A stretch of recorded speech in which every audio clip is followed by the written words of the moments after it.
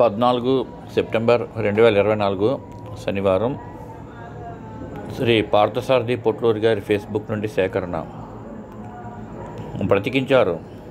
విజయపురం, విజయ్పూర్ అని కాకుండా విజయపురం అని పేరు పెట్టారు.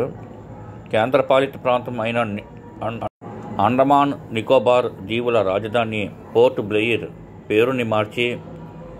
పేరుని ఈరోజు మార్చి విజయపురం అని కొత్త పేరు పెట్టారు అమిత్ షా.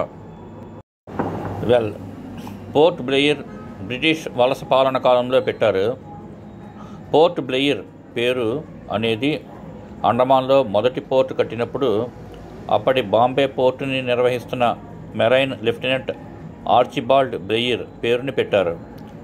గత జనవరి 14న అండమాన్ నికోబార్ దీవుల పేర్లని కూడా మార్చారు, కానీ ప్రచారం జరగలేదు పెద్దగా. అండమాన్ పేరు షహీద్, నికోబార్ పేరు స్వరాజ్.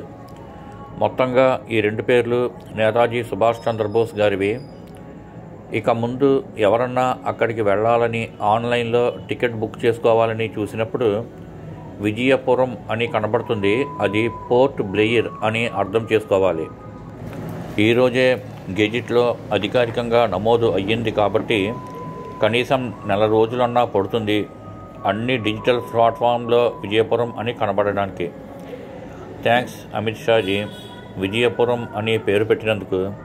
జై హింద్.